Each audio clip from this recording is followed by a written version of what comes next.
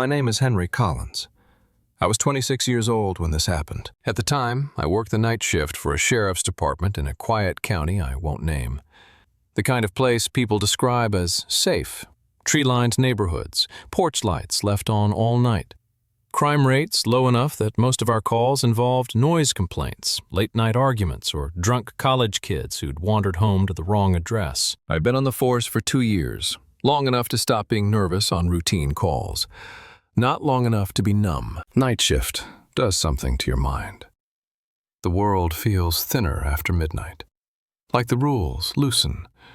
Like things slip through cracks that don't exist during the day. That night started slow. Radio chatter low. Streets empty. Just the hum of my engine and the glow of dashboard lights. Then the call came in. A disturbance. A scream reported by a neighbor. Those calls usually mean nothing serious. Domestic arguments, someone too drunk, a TV turned up too loud. Still, protocol is protocol. I was the closest unit. The address was a small, single-family home at the end of a cul-de-sac. When I pulled up, I actually double-checked the number. All the lights were off. Every single one. The house looked dead. Dark windows, no porch light, no movement. But there was a vehicle in the driveway. A blue minivan, parked crooked like someone had pulled in too fast. Someone was home. I stepped out of my cruiser and the night felt unusually quiet. No insects, no distant traffic. Just the soft crunch of gravel under my boots. I knocked on the front door. Loud, clear, nothing.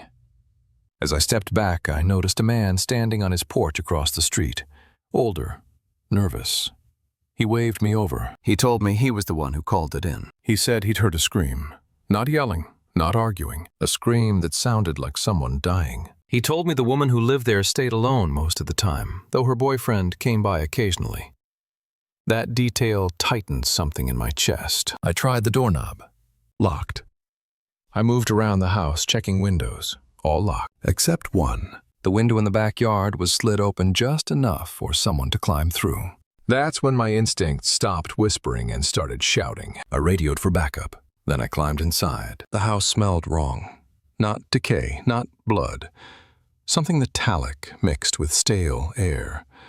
Like the house had been sealed too long. I turned on every light I could find as I moved through the first floor. Kitchen, living room, dining area. Sheriff's Department, I called out. If anyone's here, let me know. No response. The first floor was clear. Which left? Upstairs. I unlocked the front door for backup, then stood at the bottom of the staircase, staring up.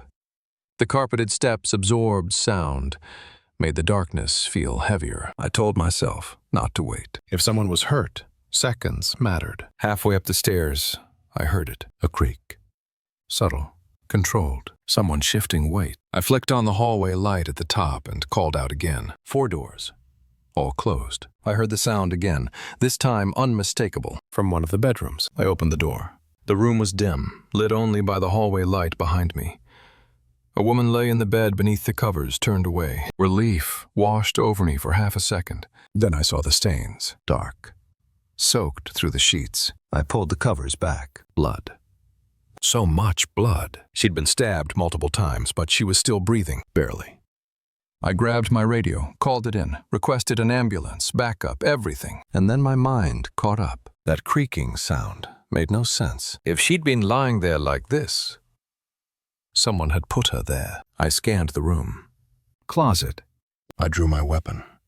Stood there longer than I want to admit, hand on the knob, gathering courage. Then I yanked the door open. Empty. I turned back toward the bed. Then I thought of the space beneath it. I dropped to my knees and lifted the bedskirt. I was suddenly face to face with a man wearing a mask, eyes wide, breathing slow, watching me. I screamed, ordered him to show his hands. He raised them slowly. I made him crawl out. Stand in the corner, hands up. I didn't cuff him alone. I waited. Backup arrived. The man was arrested. The woman survived. Later we learned he was her boyfriend. But what stayed with me wasn't the motive. It was this. He never tried to run. He hid. And he waited. I thought that was the worst night of my career. I was wrong. Because some horrors don't wear masks. Some of them live inside walls, I thought the nightmare had reached its peak that night. A masked man under a bed. A woman bleeding out in silence. The realization that I'd been standing inside a crime scene with the attacker hidden only inches away from me. For weeks afterward, I replayed it every time I tried to sleep. I told myself that was just the job, that danger had a shape, a face, a reason. I was wrong about that too, because some of the worst calls don't come with screams. They come with water. It happened months later, still on night shift. The hours where your brain starts to feel detached from your body, where headlights blur and time stretches thin. The call came in just after 1 a.m., a landlord complaining about a tenant, flooding, possible welfare check. Routine, annoying. The kind of call officers complain about on the way there. I was paired with my longtime partner, Aaron Pike. We'd worked together for years, former military, calm under pressure. The kind of guy you trust with your life without ever saying it out loud. The apartment complex sat at the edge of town. Old, brick, cheap rent. The kind of place where hallways smell like mildew and burnt food. When we arrived, something felt wrong immediately. Tenants were standing outside, all of them. Clusters of people barefoot on wet grass, wrapped in hoodies and blankets, whispering to each other. No yelling, no chaos, just a quiet, collective unease. The landlord met us near the entrance, visibly shaken. He complained about a tenant named Caleb Moore, a man in his 30s who'd been acting strange lately, turning on water, all the water, refusing to answer his door. That's when I noticed it. Water. Seeping out from under an apartment door, running down the hallway, dripping through the ceiling above us like slow rain. It had been running for hours. We went inside. The stairs were soaked, each step squelched under our boots. By the time we reached the second floor, water was pouring down like a waterfall from the apartment in question. We knocked. Hard. No answer. We announced ourselves. Nothing. We forced the door. The moment it opened, the sound hit us. Roaring water, faucets on full blast, shower running, toilet overflowing. A garden hose snaked in through a window, gushing endlessly across the floor. Caleb stood in the kitchen, frozen, soaking wet. His eyes were wide, unblinking. His body shook like he was standing in sub-zero temperatures. "Caleb," I said slowly. "Are you hurt?" He didn't look at me. He didn't blink. Aaron moved deeper into the apartment, turning off water sources one by one. I stepped closer to Caleb. "What's going on?" I asked. His lips trembled. "There are people in the walls," he whispered. I thought I misheard him. "There are people in the walls," he repeated, louder.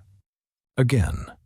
And again. Each time louder than the last, until he was shouting it, panic spiraling out of control, his voice cracking like something inside him was breaking. Aaron cleared the bathroom, then the bedroom. That's when he froze. He called my name. I followed him into the bedroom. He was staring at the wall near the closet. At first I didn't see anything, just peeling paint, old drywall. Then I noticed the line. A faint outline. Straight edges. A rectangle. A door. Not meant to be there. My stomach dropped. We raised our weapons and approached the wall slowly. Caleb started crying in the other room, full-on sobbing now, like a child. Aaron reached out and pulled. The wall panel shifted, and 3 faces stared back at us. 3 people, crammed together inside the wall cavity, pressed shoulder to shoulder. Eyes wide, faces painted with strange symbols, dark streaks across their cheeks and foreheads. They didn't speak. They just smiled. We ordered them out, cuffed them. Backup arrived within minutes and took over. Caleb was escorted outside, shaking uncontrollably. Later, we learned the truth. The 3 people were part of a cult that lived deep in the woods outside town. They'd targeted Caleb because of his mental health history. Slipped into his apartment while he was gone, lived inside his walls, watching him. Whispering to him at night, driving him slowly insane. He turned on the water because he thought he could drown them out, flush them out. That call haunted me longer than any crime scene ever had, because those people didn't break in. They moved in. I tried to forget it. I failed. Years later, 10 years into the job, I got one final call that made everything click. A suspicious person, middle-aged woman, Long, wiry hair, going door to door late at night. Knocking, whispering, holding something behind her back. I watched the doorbell footage. She stared into the camera for minutes at a time, then smiled. "I need blood," she whispered. She laughed when threatened with police, hit the door, tried to rip the camera off. When we finally found her, she was inside a house, already invited in. She sat on a bed in the dark, cutting herself, blood soaking the sheets. A child's doll rested between her legs, drenched red. She looked at me and said the same thing. "I need blood." When she lunged, I fired. She survived. They said she was insane. They said she'd never hurt anyone again. But here's what no report ever mentions. In every one of these calls, someone was watching. Someone was waiting. Someone was already inside. I still work nights. I still answer disturbance calls. And sometimes, when I stand in a quiet hallway listening to a house breathe, I wonder how many doors are locked and how many walls are hollow. Because the scariest thing I've learned in all my years on the force is this: you don't always hear them trying to get in. Sometimes they've been there the whole time.